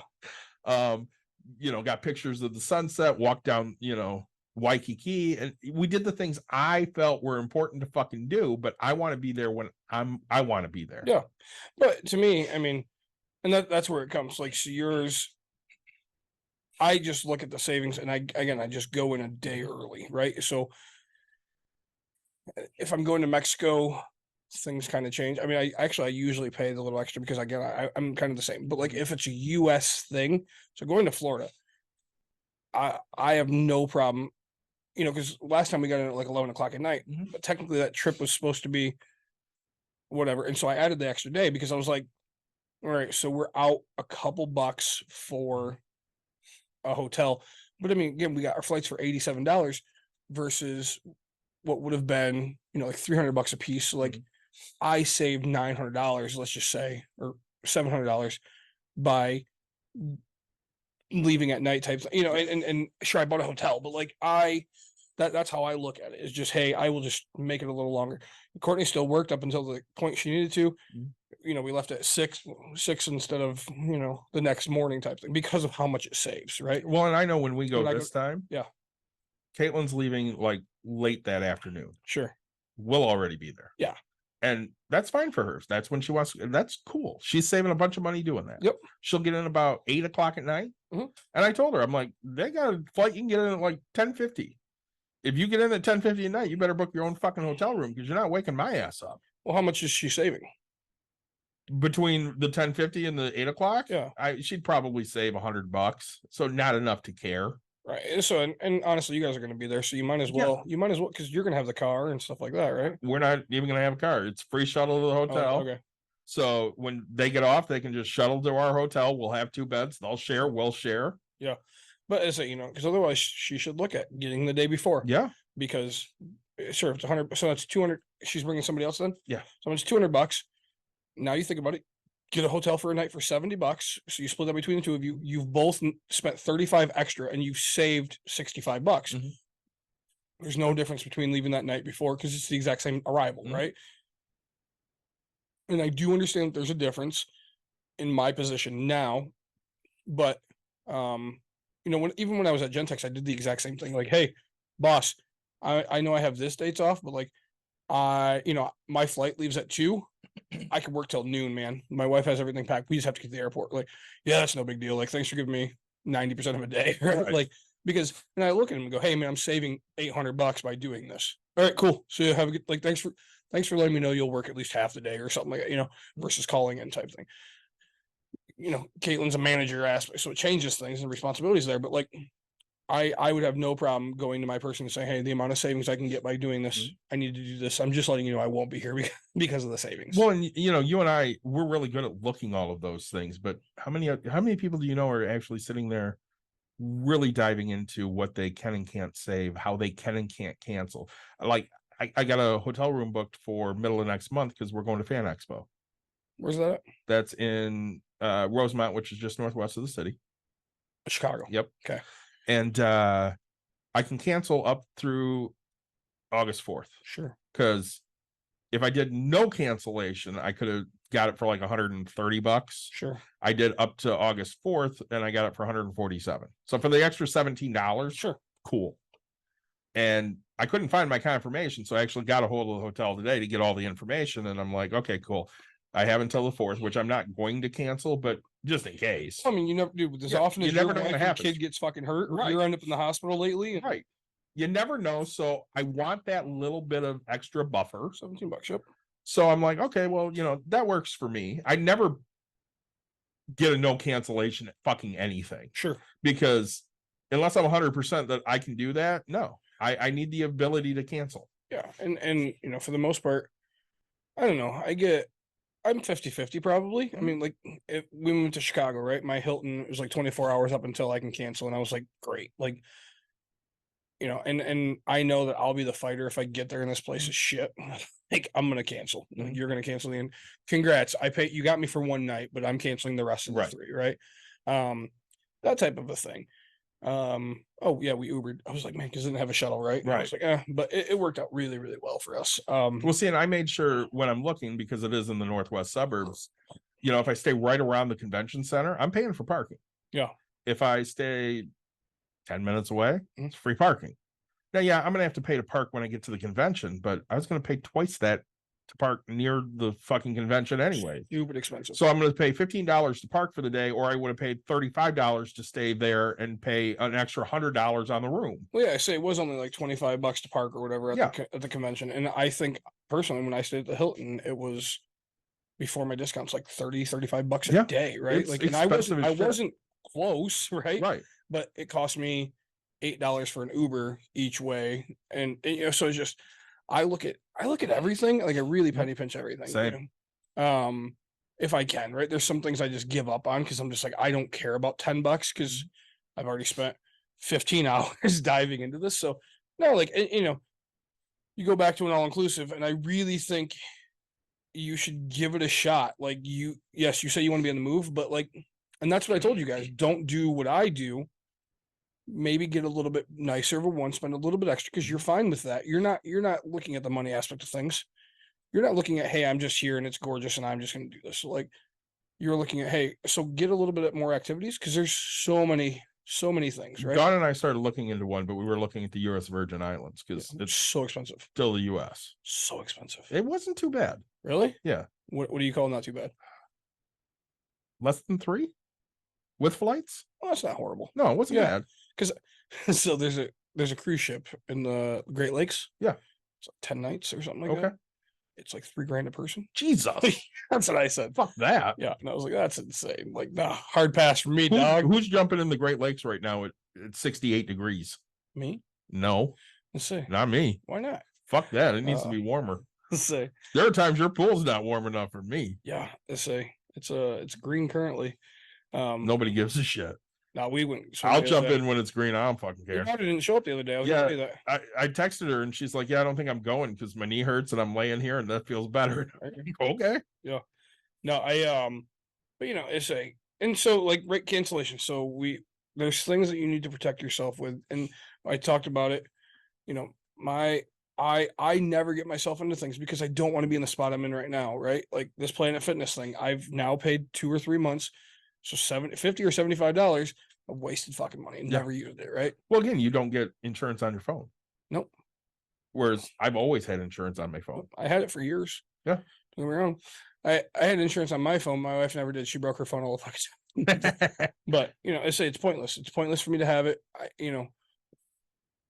For my personal uses and the amount of time I've had it and done it, it's pointless. Yeah. I've wasted more money than I've gotten use of. We went and bought furniture Mhm. yesterday, and they're talking about fabric protection and stuff like that, and it sounded great, right? Everything always sounds great. It So, like, does. finally, it came down to, I was like, hey, is this a claim with you or is this a claim with a third party company? He goes, third party company. I said, great, I'm out. Yep. Because I have no problem punching you in the face. It's going to be really hard for me to find this call company. Right. Right. Like that's basically it. Like if you're not willing to take responsibility for your actions and look me straight in the face and say, you over, I'm not doing it. Yeah. Right. So have you changed your mind? Like, great. And I was like, great. Yep. But that's how I look at things is nope. What's my value that I'm getting? Sure. It sounds like a great value, but we broke our art van furniture or whatever type. Oh, we can't do anything about it. We can't do this. Okay. It's always an excuse if Yeah. we've never been able to see anybody that's gotten use out of what they had. Right. So my daughter, when she moved into her place, right before the pandemic, I decided, okay, we'll go to Art Van. We'll get you, I'll get you a new couch. And I found a chair that she kind of liked. So I got a love seat and a chair. And I want to say let's say we spent $500. And she wanted the protection plan on it, which was another $150. Great. Yep. And a month later, they file for bankruptcy and they're closing. Yep. So I get a hold of my credit card and I'm like, no, I want that $150 back because their fucking insurance is worth dog shit now. Yep. Because they're going out of business.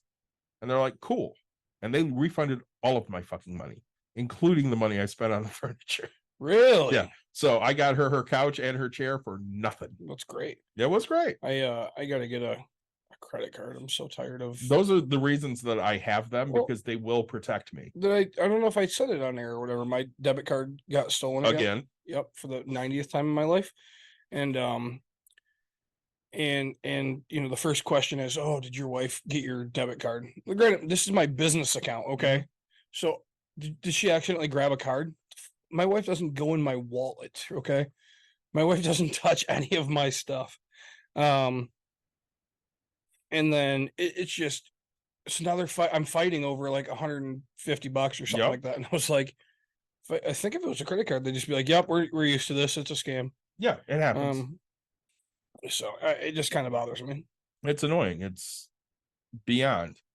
But I mean, you do what you have to do. And I feel great coverage for my card. So I'm happy to do it. Yeah. I'm going to give a little update. Yeah. So Vanessa sends me a message Great. and she's so excited that she bought stock in her company Okay. because they're doing a 4-for-1 stock split now. Perfect.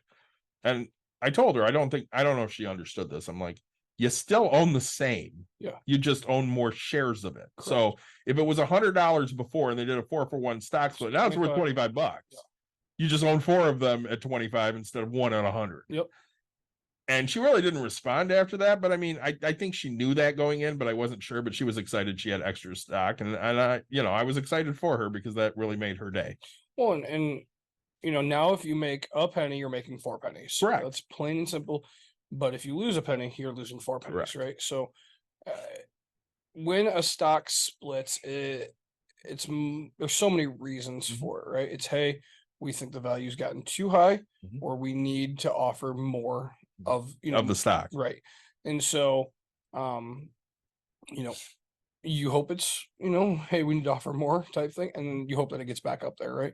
Most stock splits are that way, like they end up growing and doing that, and so you're quadrupling your growth in that factor. So I don't know, I get so frustrated with these companies, man, that they're never willing to work with you and what they say, right? I mean, again, we talk about the timeshare episode, and it's like, hey, if it's not written in the contract, it's not a fucking thing, right? Like, They can tell you whatever they want. until they're blue in the face. But if it's not written down, you have no proof. Well, I'll use break room as an example. So let's say you book an appointment here. Yep. Let's say you book for Friday, Mhm. and something comes up. Our cancellation policy says you may not cancel within 24 hours. You're just out. Yep.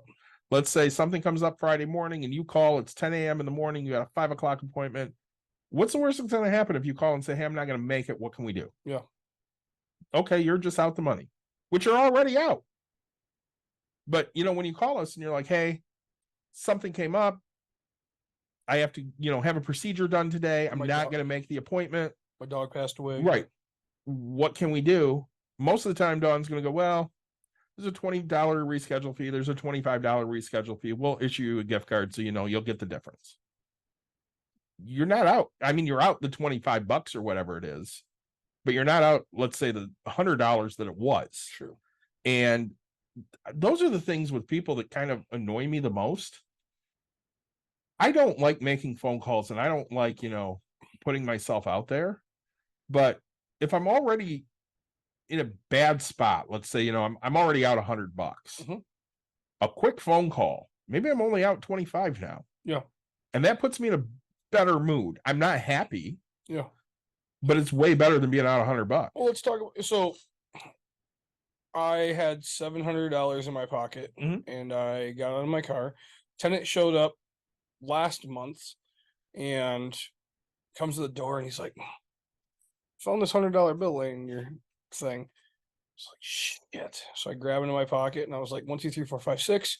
It's like, yep, that's mine. Somebody just paid. And he goes, I didn't know if it was a test or you had a camera or whatever. I was like, don't, man, you could have walked away with it and I would have whatever. And so he's like, here's the late fee or whatever. And I gave him $50 back. Yeah. Late fee. And I was like, here you go. We'll split it. He showed up this month, and I screwed up. Because he showed up without the late fee or whatever. And he's like, it doesn't have late fee. And I was like, well, sounds like we're even for that $100 that you had. I waived 2 late fees. I still broke even on my thing. Right. I don't want to make late fees, right? I want you to pay on fucking time. Right. Like, and my job isn't to make these late fees. And so like now we're even on the $100. Like, and so I look at it and just say, hey, he didn't have to. Mhm. He could have just pocketed it. I would have been, I would have lost You just spent $100. $100. Right. But giving him over 2 months now, I've given $100, right? Like, Well, Dawn got pissed at me on Sunday because I was rooting for somebody to be a no-show because they were so fucking late. They weren't late, but they were within a couple minutes of their appointment time. yeah. And she's like, you're an asshole. Why are you doing that? And I said, because I've worked all weekend and I'm exhausted, and that's a room I wouldn't have to clean. Yep. And that's literally where it was coming from. I was just so damn tired. I didn't want to clean the fucking room. Yep. And they made it, and they had a great time, and they were so happy to be here. And I'm happy for that, and I cleaned the room happily. Yep. But I would have been just as happy not fucking doing it because I was tired. And I say I get it. There's times where it's just like, man, I need the break. Yeah. But I say, I know we didn't have the normal guest that we were supposed to have, but we had another interesting episode about, hopefully you got a little bit of knowledge. I mean, we're talking We talked about, about a lot of shit. right. I mean, our life failures. And I mean, again, we teach you to do this stuff. Mhm. Understand that we're normal. Mhm. I haven't canceled my Planet Fitness membership. Haven't used it. Mhm. All it takes is go do it. Like now that we've talked about this, I'm gonna go do it, or I'm gonna go use it, and I'm gonna set August 1st is my deadline. Right? I'm gonna be honest about it. August 1st is my deadline. So if I'm not back in the gym by then, I'm canceling it August 1st. Well, and we talk about those things. I was on the phone with Mike the other day, and I'm like, I don't fucking understand. 100,000 used to be the sweet spot for me. If we were over that, I didn't have to worry about shit I did. No. And right now, I'm still sitting paycheck to paycheck. No. And he goes, "Yeah, same." Mhm. That used to be the sweet spot, but right now it's not. Well, and it's because your life has changed. I mean, you never went on vacations. Now you're going on fucking 6 of them in 2 years. Well, I mean, that and all of the fucking medical bills I have right now because I keep getting sick. Stupid. Yep. And I don't know. I went and spent quite a bit of money on stuff, but I don't know if I said it. Like we bought furniture yesterday, right? Yep. Which cost quite a bit of money. My wife paid for half and I paid for half. The only reason, so I always told her, I was like, look, so I bought whatever. And then, I ended up, because to me, it was such a good deal. I'm not going to go find what we bought for my basement for any cheaper of a price. Right. And so I was like, I'll just pay for that. Right. You wanted the upstairs stuff. You pay for that. I'll pay for the downstairs, which is what I wanted. And, I think of it and just say, hey, the reason I bought the extra stuff too, Right. It was no matter how much I bought, it was a one-time delivery cost. So I was like, fuck, even if I think about it for a couple of days, I'm probably gonna buy it. Right. So like, why not? Or eventually I'll buy stuff for the basement. So I might as well get it now. Yeah, save on that delivery. Yeah, 100%. And say when we talk about spending, right? I told you the way this place works is it's $2 a mile and they deliver it to your front door. It's $4 a mile and they walk it into your house, set it up, put the legs on, take all the plastic with them, take everything. So I paid the $4. Yes, for me it was $100 extra. You're damn right I'm paying. But you don't have to move it. I didn't have to do a damn thing. And I told my wife, I was like, I'll pay that. Every time. Because she was like, oh, do you really want to pay? And I was like, even if we only got the first thing, I was like, if you want me to pay $100, I don't want to do this. Right. Right. So we had that conversation about my landscaping. Yeah. I asked you for a guy because I don't have time and I don't want to fucking do it. Did he get you a quote yet? Not yet. I talked to him. He texted me Monday. He's like, hey, I was out of town this weekend. I'm working on that quote. I'm like, cool. Just let me know. There you go. So anything else that you want to hit on with this? No, not really. Hopefully we'll have our guest that was supposed to be tonight next week. And then we're going to talk about a new multi-level marketing thing the week after that.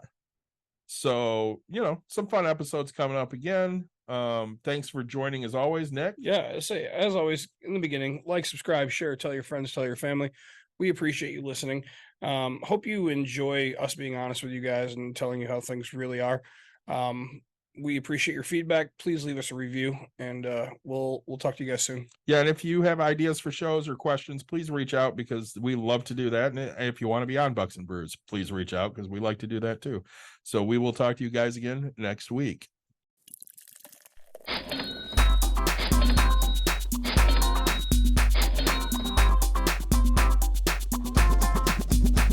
You've dialed in To Bucks and Brews, you might hear something you can use. like tips on your cash or tips on the suds. You're gonna want to The use smarts of these because stuff. they know the And brews. they know the box, and they know they can't help the stubborn fucks. So listen up, cause shit's not funny. Save yourself some Beer money, bucks, and brews. Bucks and Bucks Brews. and brews. brews. Bucks and Brews.